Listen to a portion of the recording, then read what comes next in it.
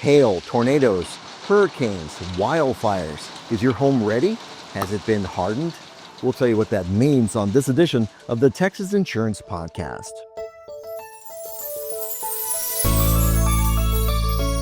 I'm Ben Gonzalez. Today we're talking with Fred Malek from the Insurance Institute for Business and Home Safety about hardening our homes from all the different weather threats that come from living in Texas. If you find this information useful, please like and subscribe to the Texas Insurance Podcast and share it with your friends and family. Hello, Fred. Thanks for joining us today. Hey, Ben. It's great to be with you. Awesome. So let's start right off with, for what the people want to know, what is home hardening and what's the goal that we're trying to achieve here? I think the way we would define home hardening, it's proactively mitigating systems that drive loss from severe weather. So, we'll talk a little bit more about what that actually means, throughout the interview, I think. But the goal really is to provide better outcomes for homeowners. And that looks like lower financial loss, lower frequency of disruption, and faster recovery times. Yeah, if your home doesn't get damaged, you don't have to have that time to repair and disrupt your life. That's right. Yeah. And, in real severe storms like hurricanes, you can have whole communities displaced for a long period of time. And sometimes the community doesn't rebound from that. Katrina was a really good example of that. So, Fred, the idea is that if we make our homes just a little bit stronger, they can withstand more, and maybe we can avoid some of those insurance claims. Yeah, I think, a program like Fortified, which I think is really at the top of the home hardening scale, is designed to mitigate against specific kinds of perils. So high wind, wind-driven rain, and hail, where, hail is common, like in the interior parts of Texas there. I think at the end of the day, property insurance is all about pricing risk. And if you can make your home a better risk by reducing the possibility that you have a claim, that can have good outcomes all the way around. That's a win-win. And over time, as more people take these kind of steps, we could ultimately lower some home insurance costs? Well, I think it's certainly a possibility. I think that, homes that meet Fortified have been shown to drive down both the frequency of claims and the severity of claims. And, that kind of performance tends to lead to greater affordability and greater availability of options. And Fred, this is not all theoretical. IBHS has done some testing to show how different building techniques and materials can actually improve our outcomes, correct? Yeah, IBHS is a decades-old research nonprofit, and all we do is look at how buildings perform in severe weather. We have a really unique lab up in the Richburg, South Carolina area, and it is world-class, and it's one of a kind. We have the ability to create full-size structures and then put those in a giant wind tunnel. There's 105 fans, 350 horsepower apiece. We can create Category 3 hurricanes. We can create, we can create 130-mile-an-hour winds, which is equivalent to a Category 3 hurricane. We can create 8 inches of rain an hour. We can create realistic hailstorms. And, I think we'll maybe touch on this a little bit later, but we can actually do wildfire in that facility as well. What that does is it gives us the ability to test the entire house as a system and look for those weak links that can lead to cascading failures and then find strategies to mitigate that. So, yeah, Fortified is the byproduct of that. Those decades of learning, both in the lab and in the field, go into the standards that we have in Fortified. And Fortified, like you said, is a criteria that you're trying to reach. Is that for some kind of certification, or what does that mean? Yeah, so Fortified is a designation program. So it's kind of like Energy Star. So Energy Star, is like an energy efficiency and sustainability standard. And Fortified is the equivalent to that on the resilience side. And so we have 3 different levels of designation, home hardening, that homeowners can pursue. It all starts with the roof. We have over 70,000 properties in the United States. Every single one of them has a fortified roof on it. Then you can escalate from there and go to silver or gold. Each level builds on the levels below it and increases resistance to higher winds. But we do that in a very strategic way because those really severe high wind events, like the Cat 3s, Cat 4 hurricanes, the EF 4s, EF 5 tornadoes, those are really, really rare. And so a lot of times affect really a small part of that swath, whereas The lower wind speeds are more common and can happen even as a result of just a severe thunderstorm. So we orient the mitigation strategies to maximize effectiveness for the investment that the homeowner is going to make. Right. And we always talk about the roof being the cap of everything else. So when those shingles start going, like you said, even a thunderstorm, straight line winds, that can be some real expense and time, like you said, that's out of your life to have that fixed. What do you guys use for hail when you're doing those demonstrations? Is it actual ice? Yeah, so it's really cool. Our scientists have spent about 10 years collecting realistic hail samples in the field. And so we go out, we measure the stone size, we have figured out a way to measure their hardness, their density, look at the layers, because hailstorms are usually they're spun up in the atmosphere, and they build layers and layers of ice before they ultimately fall and damage property.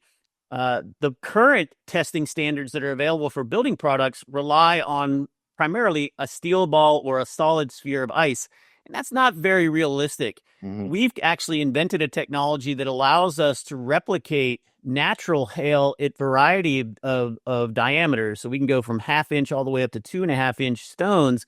And we then are able to shoot that at roofing products and other materials to really look at the different kinds of damage that can happen. One of the outcomes of that was that we developed a couple of years ago the IBHS impact resistant standard for shingles. And we look at damage caused by soft ice, which can rub the granules off, moderately hard ice, which can both impact the shingle and cause dents or ridges and scour the granules off. And then we have really hard ice that can, it really does that brutal impact that can damage the shingles. And so we measure 3 kinds of failures: dents and ridges, cuts and tears, and granule loss. That gives us a better feel for what the real world performance is actually going to look like for those products.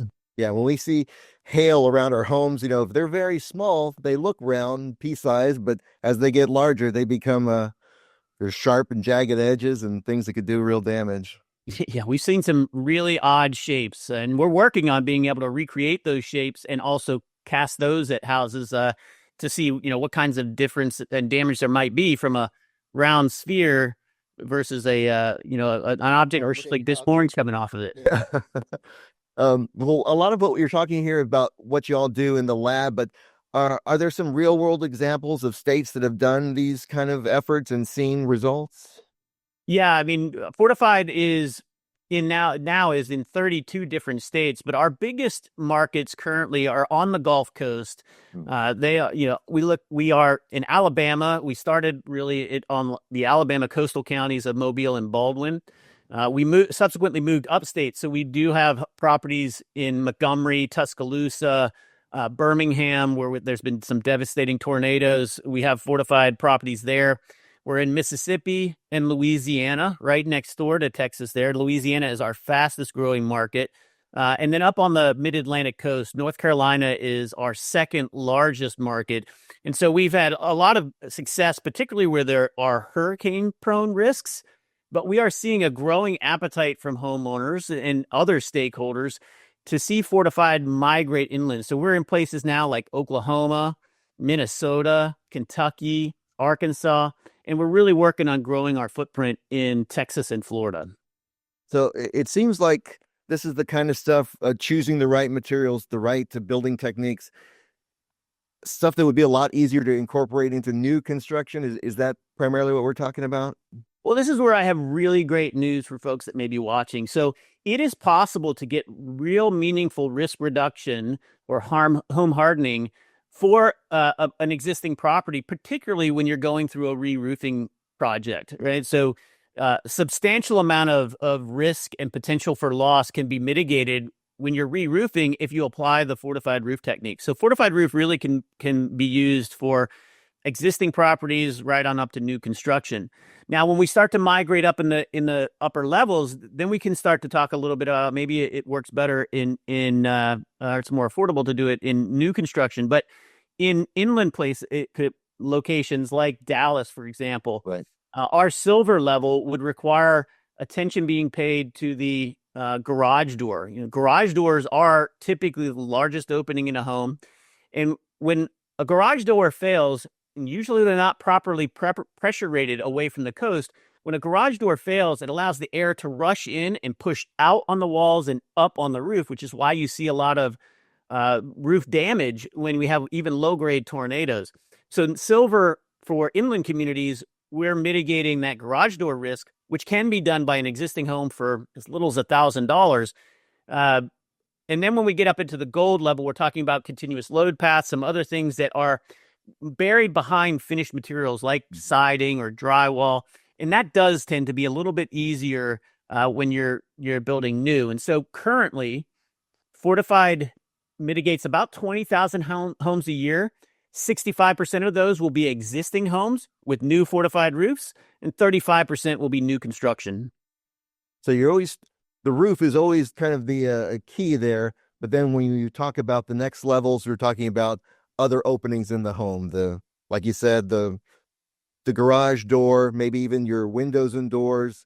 So there's always something that you can do to make your existing home stronger. Yeah, right. And so inland communities, the garage doors, that next biggest point of failure. In hurricane communities, it is going to be windows, doors, garage doors, and attached structures like carports and porches. So we address all that in Hurricane Silver. Then Hurricane Gold is where we really look at how are we tying the entire house down all the way to the foundation. Excellent. Well, here in Texas, we're generally talking about things like hail because we have a lot of hail damage, and then wind, of course, like we mentioned. Are there also home hardening stuff that could help us with fire mitigation, particularly wildfires? Yeah. So, we feel very strongly that it's really important to get our research out to where people can do something with it. And so we do have a sister program that the IBHS has created called Wildfire Prepared, and it looks at key mitigation strategies, particularly creating defensible space really close to the home, a 0 to 5 foot zone that is free of combustible materials. That's been proven time and again to be a really effective strategy, even out in places like Louisiana or LA and Lahaina in Hawaii. That defensible space oftentimes made the difference. So we do have a designation program for wildfire that is separate from Fortified, but follows a similar escalation pattern in terms of mitigating damage. And when we talk about that, is it also starting with the roof for protecting falling embers and blown embers? So really there in wildfire, it's about creating that 0 to 5 foot defensible space, and then looking at making sure that the cladding, which roof falls into the category of cladding. So it's roof covers, wall coverings, windows and doors. Those are all examples of cladding. Looking at that to make sure those are fire resistant materials. So it's either Class A fire rated roof, a non-combustible siding, or cladding on the exterior walls. Making sure you've got windows with annealed glass that can withstand flame spread and close contact of the higher heats that come with fire. Those kinds of things are all included in our wildfire prepared home. So you can either do one or the other. Or is there something that would combine both protection for windstorm and fire, or is that Fortified and wildfire do have right now some separate geographic locations that we work in. However, we are looking at, where do the wildland urban interfaces for wildfire and high wind zones, where do they, come together? And we are looking at what the possibilities may be to offer some sort of dual designation, but we're not quite there yet. We have some additional work to do there. There's always more to do. Yeah. Yes, sir. So if you're deciding that you want to be better prepared, and you started to make some decisions, like when you do your roof, choosing the right materials and so on, do you need to discuss those kind of upgrades with your insurance agent or company as you do them to make sure that they know what's going on at your home? Well, I think that there's two reasons why it's a really great reason to have a conversation with your agent, and if you need to talk to a few different agents. But one is you want to make sure that the investments that you're about to make in your home, are going to have both the the tangible benefits of reducing your risk, increasing your recovery time, your ability to recover faster, protecting the things that are in your home that are priceless. But you also want to know what other things my incentives might I have access to in terms of lower rates or greater availability. So it's a good time to say, hey, I'm planning on doing this. Here's what I'm going to do. How does this help me make my insurance in my home more affordable?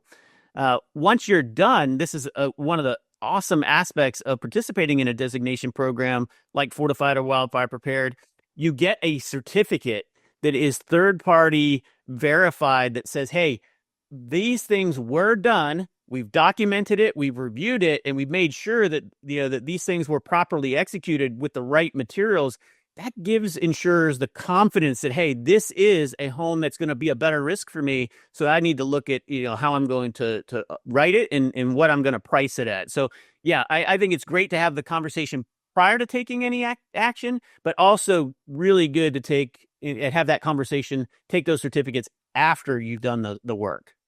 Do you think more insurance professionals are aware of some of these, even if they don't have a particular program in their company? They may have discounts for taking steps to reduce your risk. Yeah, I think it's we've got plenty of work to do there. I've been at this for over 15 years. I was a home builder and commercial land developer for 15, 20 years before I took on the Fortified program 15 years ago. And I have been basically on the circuit nonstop for 15 years, training and talking to people. And there's still plenty of education to do. So I think, though, that like many industries, insurance agents and the insurance industry generally is starting to really hear from their insureds, their clients, that this is important to them, that they want to find ways to manage this risk better. And a growing number of consumers are realizing that they can be proactive. They don't have to just sit back and wait and say, well, that's what I have insurance for, and I'll just deal with the consequences. No, they can take action and appropriately and intentionally invest money in how their house is going to perform. And insurers and agents are starting to respond to that and look for ways that they can be helpful in terms of connecting homeowners that are taking action with insurers that are looking for better risks. This is it's almost a difficult sell here, Fred, because obviously we have people that are seeing insurance costs and they want to find ways to reduce that, and we're asking them to make an investment here. But it's either paying up front or paying later. Yeah, and I think one of the hidden things that folks really don't account for. I mean, there are the strict dollars and cents. You can look at it. What's it going to cost me today? What's my premium going to be if I don't do something? Those kinds of things are pretty easy, tangible math problems to do. But what a lot of people underappreciate is, what does it look like when you have to take days off of work to meet with a contractor? What happens if you are forced out because water came in and now you have mold growth and you have a saturated home? What happens when you have to move your family from your home into a 300 or 400 square foot hotel room or alternate living arrangements for weeks or months at a time? Those are the kinds of things that, while the insurer will be there to help you with the financial pieces, the disruption that comes along with it and the loss of maybe things that are irreplaceable, is really where Fortified provides benefits on both fronts, right? What are the things that can make your life easier when it comes to recovery? And then how do we, make sure that there's less likely to be those financial losses in the form of either high deductibles and making sure the homeowner's having to pay out of their pocket first to start mitigating damage versus, looking at this as solely a financial transaction that, I either have to pay it now or I have to pay it later. There's lots of nuances to the whole thing. Yeah, the disruption of having to be out of your home, there's no way to quantify that stress that can put on family, kids, pets, the whole thing, like you said. Right. So, well, if people want to learn more about what they can do to make their homes stronger, where do they go to learn more? Start with ibhs.org. Some folks that are listening to this may not be ready to make an investment in a new roof or a new garage door. So at ibhs.org, we have a couple of great free guides called Thunderstorm Ready and Hurricane Ready. And they give multi-step planning resources as well as things that you can do even in a DIY situation. And then if you are ready to take a few extra steps and maybe build new or re-roof an existing home, go to fortifiedhome.org. There we have a free contractor directory that you can access contractors and evaluators that are necessary to document your home, as well as all the technical documents and checklists that you need for your roofer to be successful. All that stuff's available for free at fortifiedhome.org. Awesome. That sounds great. So we've got stuff for people that when the storm's coming, and we also got stuff for people when they're deciding, hey, I need to do the roof. Maybe I should make some good decisions here. Yeah, the cheapest and easiest thing that people can do right out of the gate is have a plan.